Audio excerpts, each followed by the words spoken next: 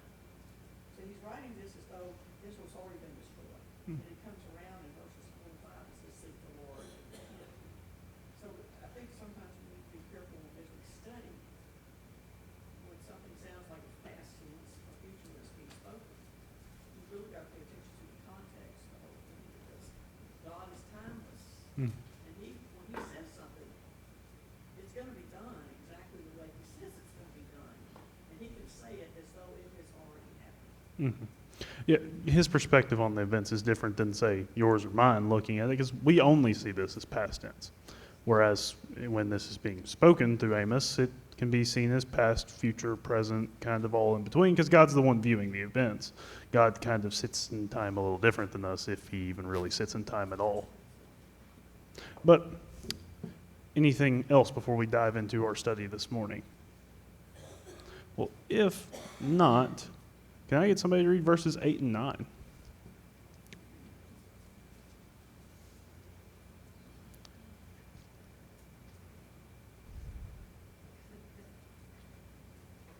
Well,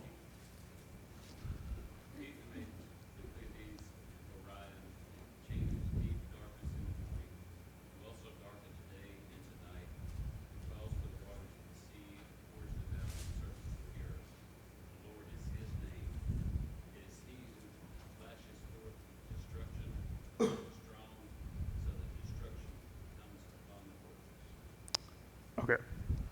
Thank you. Well, this contains another short hymn. We got that at the end of chapter 4. One of these, it's called doxology. If you read scholarly stuff, it's a short hymn, guys. And we don't pick up on it a lot because, we read in English, we don't read in Hebrew. But the Hebrew here is a short hymn.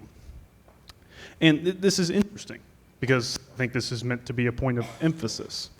And it's trying to say something about God and what he's doing with Israel here. So when you read the first half, what do you see? What is it trying to highlight about God?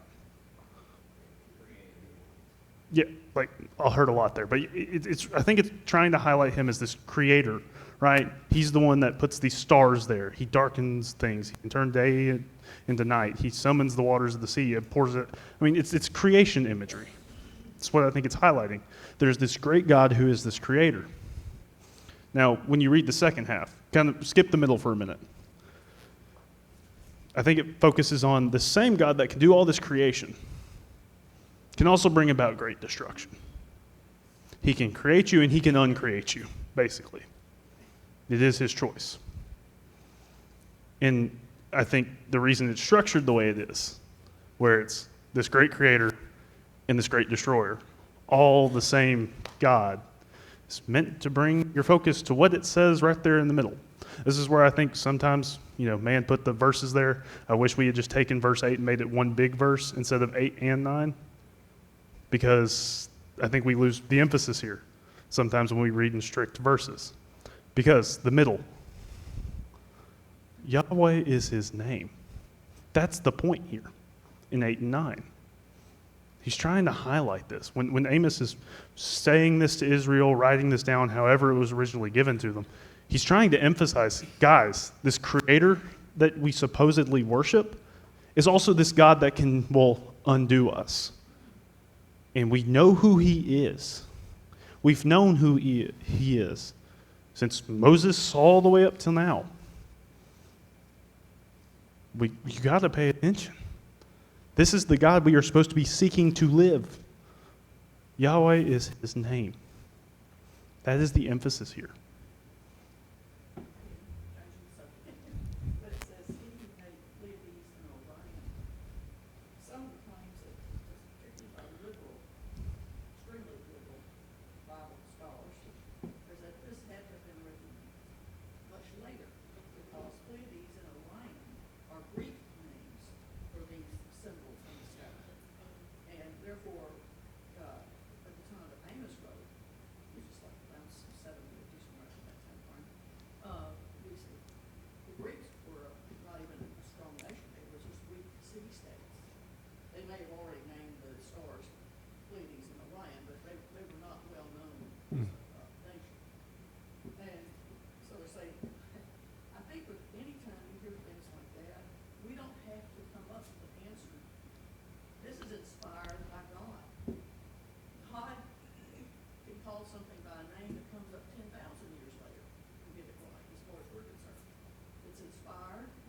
God knows how to preserve his word completely, and he knows how to protect his word. And whatever he says, he can say it at any time, and he said correctly. Mm-hmm. So we don't need to ever get upset or when someone brings up, well, this had to have been written after Israel had been captured by the Assyrians because of these names, because those are not Hebrew names Mm-hmm. or these planted. But if we truly believe the Bible was inspired, verbally inspired by God, we don't ever have to worry about those kind of things. We never have to question.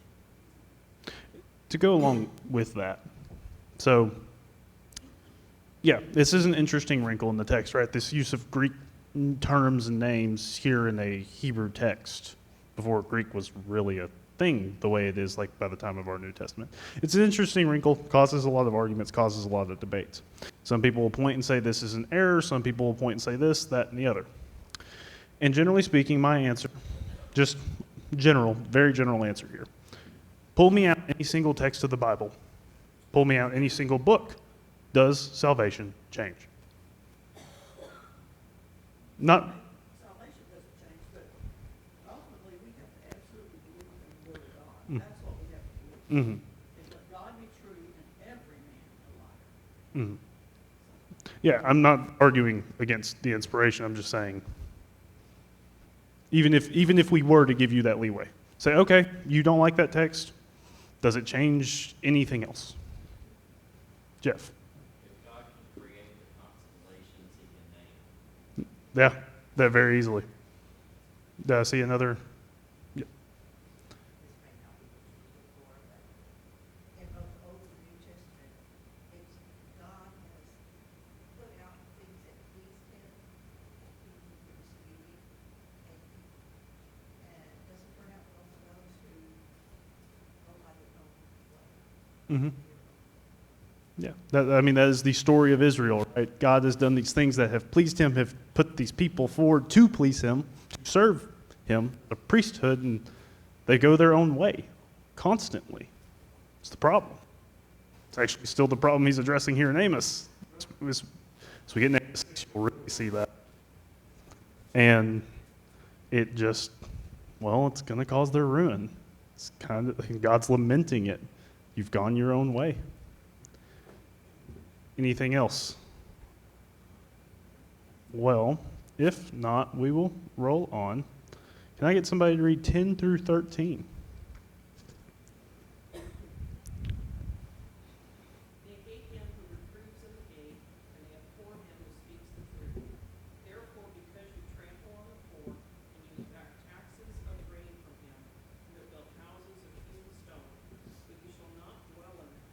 You have planted pleasant vineyards, but you shall not drink their wine. For I know how many are your transgressions, and how great are your sins.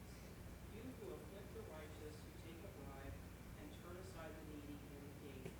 Therefore, he who is prudent will keep silent in such a time, for it is an evil time. Well, these are statements, a lot of discussion on one thing in particular. The state of the justice system and justice in Israel well around this time of Amos. And, okay, question. Would you want to be in this justice system? Absolutely not. I mean, this is awful. All right? So let's walk through it. Let's make some observations. First thing I notice is verse 10. They hate the one who convicts the guilty. They despise the one who speaks with integrity. They hate the appointed judge at the city gate. They don't just dislike, the justice. They just dislike the guy while trying to administer it. They don't like him. And I think this is, well, one, if they don't like the guy at the city gate,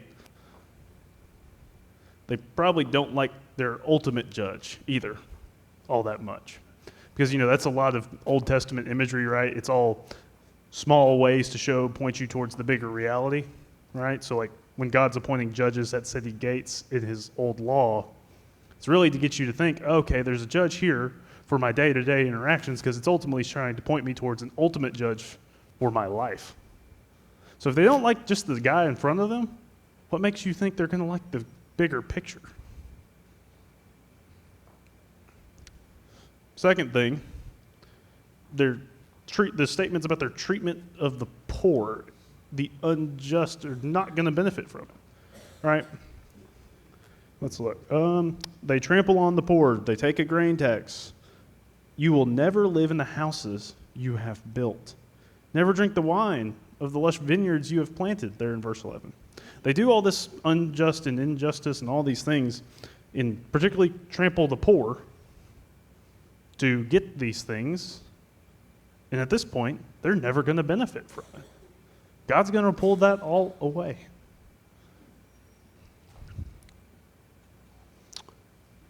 Also, as you read verse 12, it seems like, to me at least, my reading of the text, they're taking bribes in court to, testify falsely against the poor and those who have truly been wronged. So they're not just crushing the poor and then taking it to court, they're also bribing people to keep it that way, it seems to me. And it even seems this behavior has led to, the righteous being silent, because there's no point. You can't win. The courts are rigged. If we get crushed and stomped on, they bribe the guy to tell everybody about it to make it easy for them to get out of it. And what's the point? It's like it's complete suppression of the people. Jeff. The word fruit is interesting in verse 13 because it says they keep silent. And prudence is not the same thing as righteousness. I mean, if you're prudent, you do what you have to survive, but it doesn't necessarily mean good. Mm-hmm. And shouldn't these prudent people who see all of this injustice be speaking out against it instead of just lying low because it hadn't hit them yet? Yeah. No, they're not. Yeah. I mean, the people who see these things should be speaking out.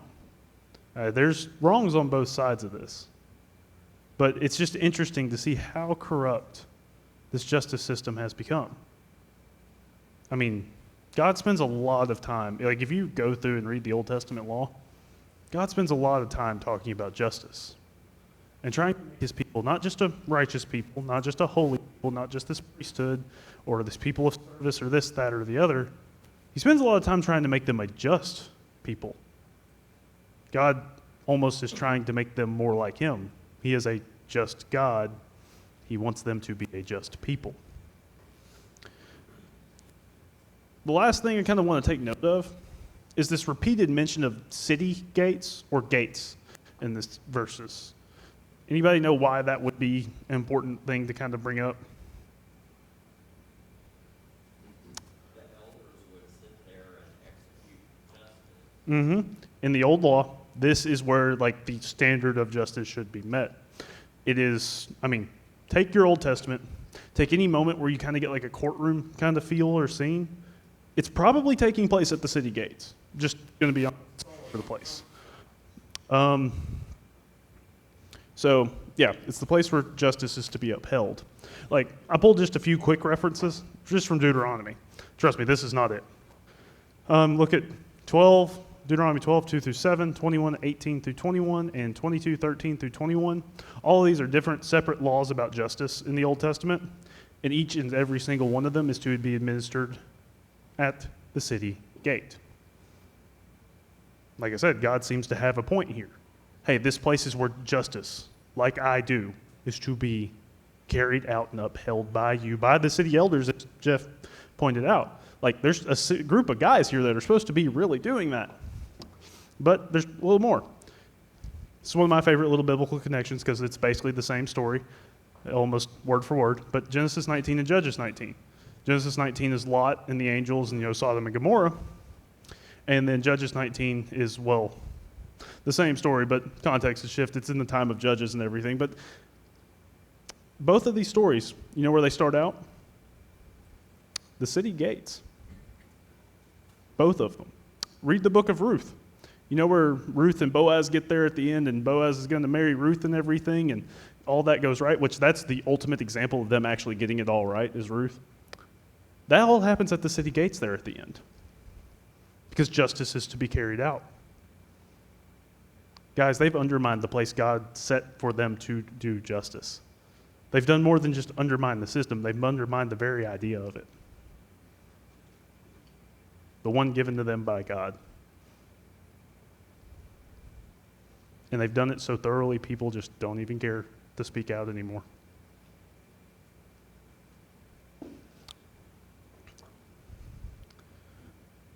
Anything on this?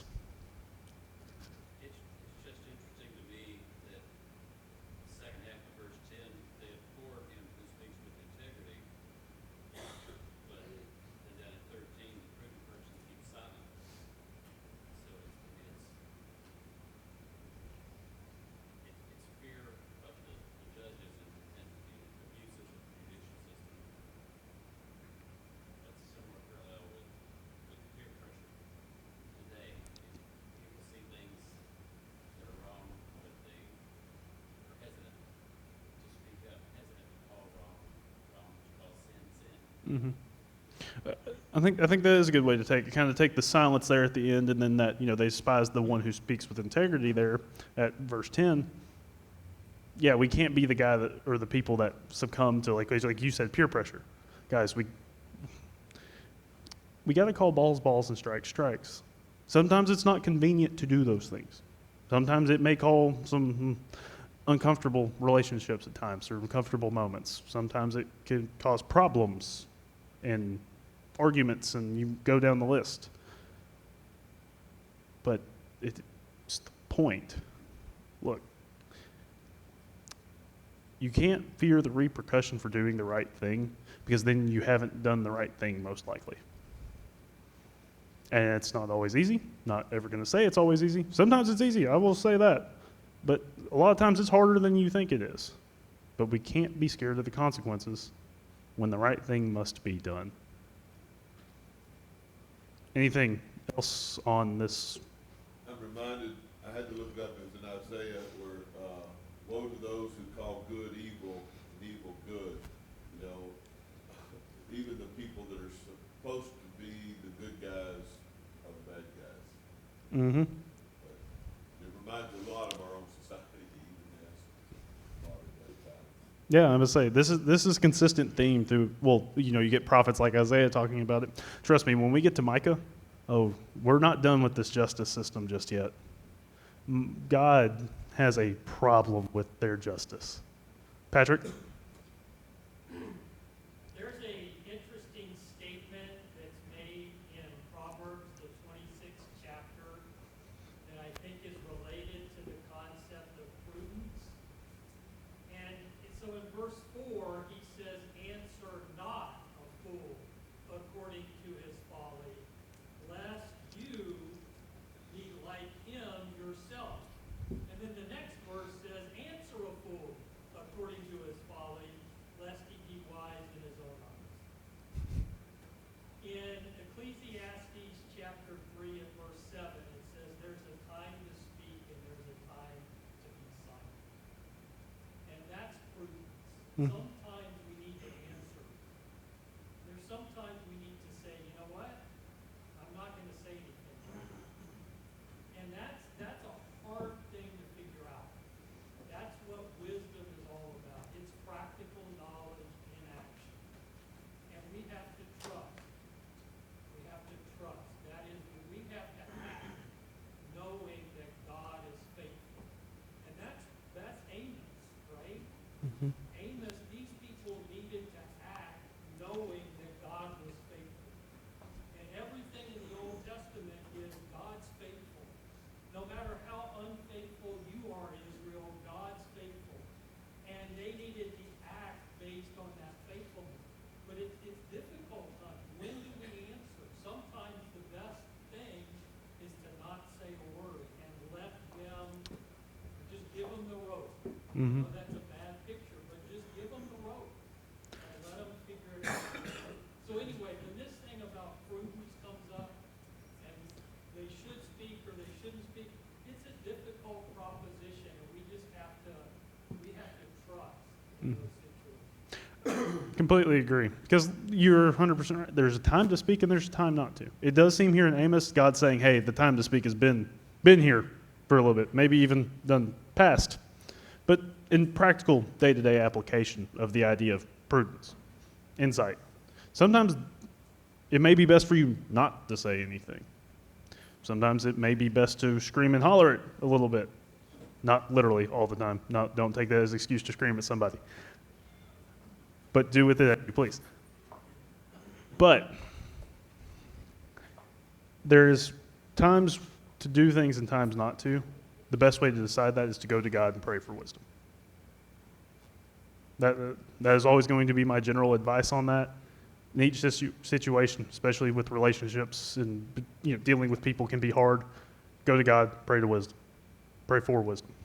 Because He's much wiser than you. He's much wiser than me. And only He can truly fix a lot of things. Anything else? Well, if not, can I get somebody to read 14 and 15? Seek good and not evil, that you may live. And so the Lord God of hosts will be with you, as you have said. Hate evil and know good, and establish justice and create. And may be the Lord God of hosts, and may be that the Lord God of hosts will be gracious to the remnant of Israel. I think this is a cry from God. A better way to put it, I think that's what most of chapter 5 and 6 are. And it's about how to fix the injustice, how to fix this crooked system. Pursue good and not evil. Hate evil and love good. It is, I think, that idea of repentance in a lot of ways. You got to turn away from what you've been doing wrong. You got to turn away from the evil things and pursue what is truly good. And the Lord will be with you as you've claimed. They must pursue what is good, fundamentally. It's also this lack of pursuit. It's one of the things that's kept God from being with them, right? They've pursued what is evil the whole time. It's part of the problem God's addressing here. He's like, look what you've been doing. You've been pursuing this and not what is good, not me. But that phrase there, will be with you as you have claimed. I think there's a question to be asked here. Did Israel stop claiming God?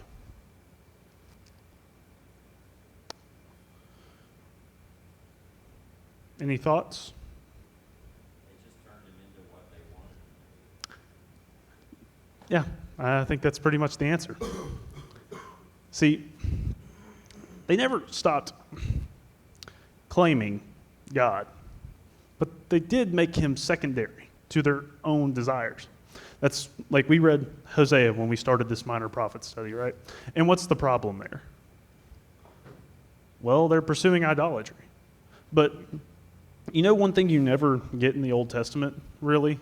It's just like their worship, trust me, when we get to chapter 6, that's going to be called into question as well. Their worship to God, Yahweh, doesn't really ever, quote unquote, just stop, but it's never what it should be. A lot of times what it is actually either twisted or completely faithless. Right? Because, well, really what they want is what they want. God's not typically part of that equation. They'd rather get, well, what Baal gives them. The ultimate sin of idolatry is just self-worship. That's what they're actually after. God just becomes secondary. You brought that up when you were talking about Omri and his descendants. And the 10 tribes, they were extremely successful. Politically, materially, that's, they're at ease, in Zion or whatever, but they're up there in Samaria. And so they're thinking, we're blessed, so we must be okay with God. Because God wouldn't be blessing us like this if we weren't okay. So our calf worship at Bethel and Dan or whatever, that must be all okay, because look at how well we're being blessed. And we can fall into that trap too. So you kind of brought it up in Hosea with the Omri dynasty and all of that. They were so successful, they thought, hey, look at us. Why? There can't be anything wrong. And I think that brings an interesting discussion here into Amos. Guys, it's not like Israel is like in shambles when all this is being spoken to them. Actually, they're at the height of their power. This is when they would think, at least with human eyes, we're at our best. It's like, to kind of tie it to American history, this would be like their roaring 20s, right? If y'all have ever done any reading on it, like it was this time where people are just having a good time in America, right? Things are going great, it seems. And what happened in the 30s? It's called the Great Depression, right? And not obviously not apples for apples exactly the same, but similar idea, right? It's this period of great, wealth and ease as we get into chapter 6 and some things, and just great, oh, look at us, look how great we are. And then if you read Israelite history after this, or just as we keep reading the minor prophets, you'll see things take a nosedive for Israel. And God, I think here is making it pretty clear. You didn't pursue me. Truly. You may not have stopped claiming me, but you did not pursue me. Anything? In verse 15, it says, perhaps the God and host may be gracious to the remnant of Joseph. They refer to the God of hosts. It's the God of armies. That's the God of retribution. That's the God of vengeance. Perhaps that God, which is, of course, one of the natures of God, will be gracious to you. You've reached the point where the God of hosts is coming at you. Not the God of mercy, not the God of love, although I'm not saying he didn't love them, but they've reached the point where the God of hosts, of peace, is getting ready to come against Israel. If they repent, perhaps he will be merciful. It is an interesting usage of that term, because it's also the same one like David uses for God as he goes out before Goliath, the Lord, the God of armies. And it is interesting that here, in this idea of like, he may be gracious to us, that's the term they use. Or at least Amos is using, God's using, however you want to throw it out there, in whichever aspect of it we're talking about. But that's the way that's described, is this God of armies, this Lord of armies. God on a warpath. And they're having to look at it like maybe he'll be gracious to us. It's the same thing as Joel, right? Because Joel's whole thing is, well, there's these signs and these things that are coming, and maybe he'll be gracious to us. I think this is a good connection back, and Joel forward, Amos back. Maybe he'll be gracious if we turn to him. It almost sounds like one of those where they know what's wrong, but they don't want to talk about what's wrong. And so if you don't talk about it, then you kind of justify it in your mind that it must be okay. And they're just trying to justify themselves in their actions by getting others to not talk about what they're doing incorrectly. Yeah, I think in a lot of ways, like, it seems like Israel kind of has blinders on. Like, hey, if I just don't really look at what I'm doing or pay attention to it and the other things that I've been told to do, maybe I can just kind of skirt by and get away with it. It seems to be a lot of times, at least somewhat, the idea they're playing with is, if I, kind of give God his worship, that worship I'm supposed to do, maybe he won't care if I do this over here too. So, Patrick. It's interesting, as far as I know, this is the only time it's used, the remnant of Joseph. And that to me is kind of an amazing story because of what Joseph did. And the picture of Joseph, just Joseph, blessing all of Egypt because God got him. Mm-hmm. All of Egypt prospered because God got Joseph into Egypt, right? And now, here we are hundreds of years later, and God's just, this appeal is about just this remnant, right? Mm-hmm. Right? This remnant, this remembrance of the grace that goes all the way back to before, right? They weren't a nation, they were 70 people, right? All the way back to what God had been doing in Joseph. Mm-hmm. And there's still, God is faithful. Mm-hmm. God is faithful. We need to trust that faithfulness. Yeah, God's been gracious to them since, before the beginning. It kind of tie along with that, just because the Genesis references, once you get into the minor prophets, are always interesting, because they tie them in such interesting ways to what's going on in their day. God was gracious from Genesis 1 through Revelation. And Joseph's story is a great example of it. Abraham's a great example of it.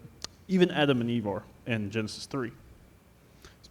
God has all rights to destroy them in Genesis 3. But does he? No, he makes them face the consequences for their actions, and some can argue that's harsh. But even then, there's hope through it. Right?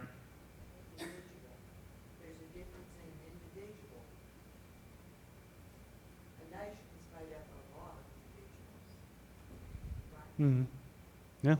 Yeah, each individual could have a hope here. I mean, there's the exile, yeah, but is Israel outright just blown off the face of the earth, never to be seen again?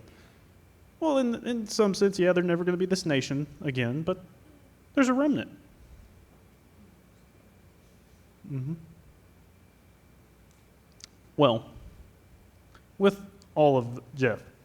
Well, Ephraim and Manasseh were Joseph's children, and because God loved Joseph, he gave them that double portion. And isn't Ephraim the main tribe of the northern kingdom? Generally, yeah. I mean, it's like you'll even get Israel described as Ephraim a lot because it's when you get, if you pulled up a map, it's the one towards the north half of just the whole nation state there. And yeah, generally speaking, it is Ephraim that is representative of the northern kingdom for Joseph's, I guess, idea of inheritance, descendants, all that. So, with everything we just threw out there in mind, all that, because that was a lot, which is awesome. Really. Y'all don't know how much I enjoy hearing y'all comment and talk, and it makes me so happy. What is the lesson out of all of this? Like, what reading this failed justice and, this claiming of, really, my question is this claiming of God and their seeming lack of priority of it. What is the lesson out of all of this? What are we, as well, New Testament Christians, supposed to read here in Amos 5 and take away?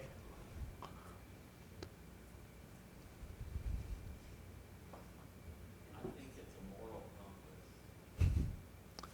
compass. A moral compass, right? Like, what are we supposed to be pointing north to? Barrett? Are we the real deal, or are we adding Christianity, adding coming to church to our life that's secondary? You know, a lot of people are religious these days, and really, I feel like even in the culture, we hear in podcasts, and I found God. It's like, well, where'd you find him? In the Bible, or you found evidence of God? True, but are we doing what this says? I mean, God gave us this, expect us to read it and do it. Have we truly done the real deal that God's called us to? Yeah. It was Romans, I think it's Romans 3, 27. All are sinners and have fallen short of the glory of God. We all are in an opposed position to God. And if we stay in that position, the God of wrath will judge us and will give the retribution that plays also the God of mercy. And if there is repentance and returning to God, there is hope. So there's salvation is where the hope. You've got salvation. So the same way here, if Israel repents, or if some of the people here repent, God will take care of them. But if they continue on in what they're doing, retribution is coming. Yeah. God is, well, both the God of judgment and mercy, and that's why I love Romans. How can a broken man stand before a righteous God, innocent? Basically, the fundamental question, one of the fundamental questions of Romans. It's simply because God allows him. But that man has to orient himself to God. And I think that's kind of my answer here. One, God is not a secondary topic. That's how Israel was treating him, to be 100% honest. It's not a secondary topic, issue being you throw it out there with God, etc. in our lives. Nothing comes second. He's the only actual true priority. Because guess what? Your banker's not putting your money in your coffin, and they're not pulling the U-Haul behind that hearse. At the end of the day, there's only one thing that's going to truly matter. It's not a secondary topic. I think the fundamental question and challenge of the passage is he yours? Is he your priority? Is he the thing that your world truly revolves around, to use our modern lingo? Tacking on to what Jeff said about the moral compass, I think it's just a point to make that even though sometimes your moral compass can be off and you can convince yourself this feels right, and you can convince others around you that, this is right. But even if it feels right, it may not be right to God. So always come back, study. God tells you what he wants, and even if it doesn't feel what you want, you always have to resort back to what God. And it kind of makes me think of abortion these days, and how a lot of people are trying to convince you, they're not really alive, or changing the facts to make you feel better about it, but that doesn't change how God feels about it. Yeah, to go along with that, kind of this idea of, well, it makes me feel good. Who says that's reliable? Lots of things can make me feel good and be morally deplorable. I think to what Russ said a couple weeks ago, he was up here talking about somebody and struggling with the idea of homosexuality, right? And the example he used is, well, she said it makes her feel good. It makes her feel right. And Russ said, okay, and every time I get angry in traffic, I think that feels good, but is it right? The answer is no. Feelings aren't what guides moral compass. Moral compass, and there's debate on this as far as between atheists and all that, but that's not our priority this morning. Our priority is our moral compass is dictated by God, ultimately. Because, well, ultimately morality is just as he is. Jeff? Well, I mean, over and over and over and over and over is justice. And I feel like this has a lot to do with the way people react to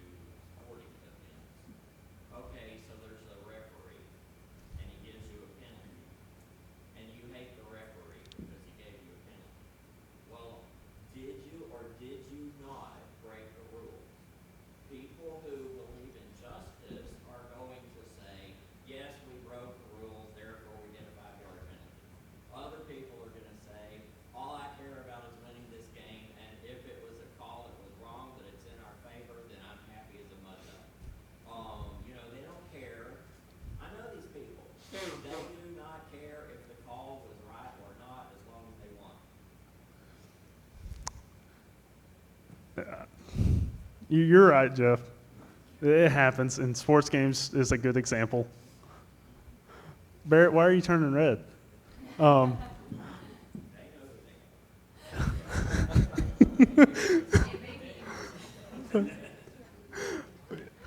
we will keep last night's game out of the purview. But this is a good example, right? If truly the idea of justice, right? When the ref throws the flag, did I do it? Yes or no? If the answer is yes, did I deserve the penalty? If it's no, then I don't deserve the penalty. Like that logically follows, right? And sometimes we might have to put up with the idea that, yeah, I did it, and take the penalty, take the consequence. And that's what Israel's having to do here. Yeah, I did the deed, I did the wrong thing. God's saying, here's your penalty. Anything else? Ms. Garrett? If you read Malachi 3 verses 1 through 7, it really kind of summarizes, well, that's come along, but it covers everything we just said. In verse 1 it says, Behold, I'm going to send my messenger, and he will clear the way before me. And the Lord, whom you seek, will suddenly come to his temple, and the messengers of the covenant, in whom you delight. Behold, he is coming, says the Lord of hosts. That sounds really great. He's coming, I want him. But then it goes on to verse 2, it says, But who can endure the day of his coming? And who can stand when he appears? For he is like a refiner's fire, and like fuller's soap. He will sit as a smelter and purify silver. He will purify the sons of Levi, and refine them like gold and silver, so that they may present to the Lord offerings of righteousness. And if you go down to verse 5, it says, Then I will draw near to you for judgment, and I will be a swift witness against the sorcerer, and against the adulterer, and against those who swear falsely, and against those who oppress the wage earner in his wages, the widow and the orphan, and those who turn aside the alien, and do not fear me, says the Lord of hosts. For I, the Lord, do not change. Therefore, O sons of Jacob, therefore you sons of Jacob are not consumed. From the days of your fathers you have turned aside from my statutes, and have not kept them. Return to me, and I will return to you, says the Lord of hosts. It's a consistent image, right? In Minor Prophets, one of the biggest things is this day of the Lord idea. And in a lot of ways, to put it fairly simple, the idea is God stepping down out of heaven. Who's going to withstand it? Amos is talking about it. You know, we got there at the end of chapter 4, and it's literally a hymn about, oh, hey, God's shown up. This is terrifying. And Malachi, towards, the end of our Old Testament, punts that question forth again. He's come down. Who's going to withstand? I think the answer becomes pretty clear. Those who have not turned themselves to God, made him the priority, are not. Those who have will. It may not be easy, but they will. Tracy. I was just looking at your last comment, the fundamental message here, I go back to, we call evil good and good evil. In our society, this is where we live. And then the whole point here, I think, is your priorities are so out of whack, and that your priority needs to be your faith, and you need to put God first. And then I think of that as Christians, living here in the 21st century, a good lesson for us is the priority needs to be God. And we say things, we put things out on Facebook or things or wherever as if we are putting it as our priority, but our lives don't reflect it. And that's kind of how I see the question for modern times with us. Mm-hmm. And you brought up something that, well, if we had more time, we'd get to this morning, but it's actually, I have it as part of something we'll talk about a little later in Amos 5, but you can go through the motions. Religiosity is the thing. My brain works a lot, if you can't tell, on things, and I have this idea that there's a sin called casual Christianity. I can go through the motions, I can do things, I can act out all these good things and not mean it. I can say, oh, God, I love you, but do I mean it? I can go do the good things God's asked of me. I can go work a soup kitchen and help the poor. I can go give the man on the side of the road some money to go get food. I can do all these things. But if I don't truly love that person and love God, have I done what he's asked? Or am I doing it just to appear, well, as part of the culture that I want to look a piece of, a part of? God, it's full well possible to go through the motions. People show up to church every Sunday morning all over the world, and they can just go through the motions. Like I said, I have more on that later. I actually have some New Testament connections to that, but that's baked in later in Amos 5. But it's possible, guys. The consistency of the Bible. People follow God, turn away from God. God forgives those who repent. But what we're studying in Amos is so much like what Jesus said in Luke 3 and verse 7. He said to the crowds who came out to be baptized by him, "You brood of vipers, who warned you to flee from the coming wrath? Produce good fruits as evidence of your repentance. And do not say to yourselves, we have Abraham as our father. For I tell you, God can raise up children of Abraham from these stones. Even now the axe lies at the root of the trees. Therefore any tree that does not produce good fruit will be cut down and thrown into the fire." It's the same Mm-hmm. lesson that, and that humans, I mean, it's amazing that you just see the same story over and over. Good, turn away, good, turn away. But God stays the same. Mm-hmm. God says the same. And to tie in kind of with what we were just thinking about, this going through the motions idea, that group there that's called a brood of vipers, those are probably some of the most religious men of the day. Those are scribes and Pharisees and, well, the same nation state group of people, general descendants of, well, these people that we're reading about here. You know, they're related. And they're called a brood of vipers because of something they've lacked: actual repentance. You can go through the motions. Or anything else? We got like a minute left. Well, if not, okay. And this is the kind of the last thing I had to tie it back a little bit.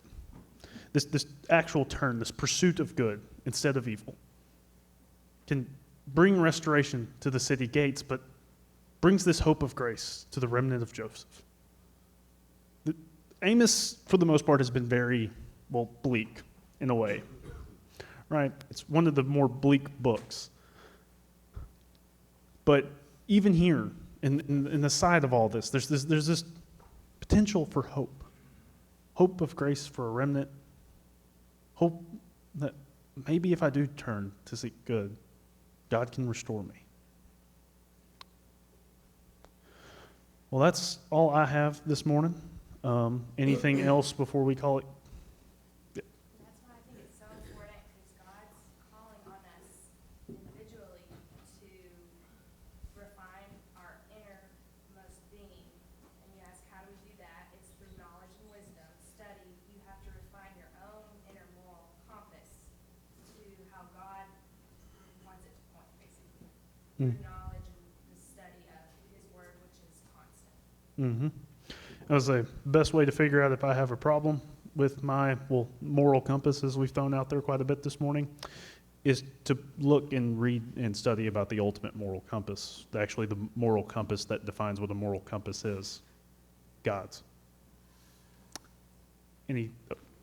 One thing before, talking about throwing the flag for penalties, Mm-hmm. back in the days, Bill Walker, Bobby Lane,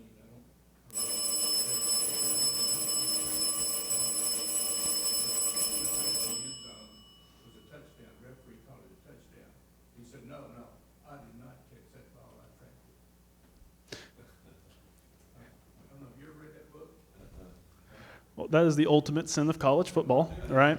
No, you know, there at the end, you know, on the line, and you say, no, I didn't actually catch it. But it's an idea of justice I think we all relate to. He didn't actually catch it, and he fessed up to it because that is what was just. Okay, we are out of time this morning.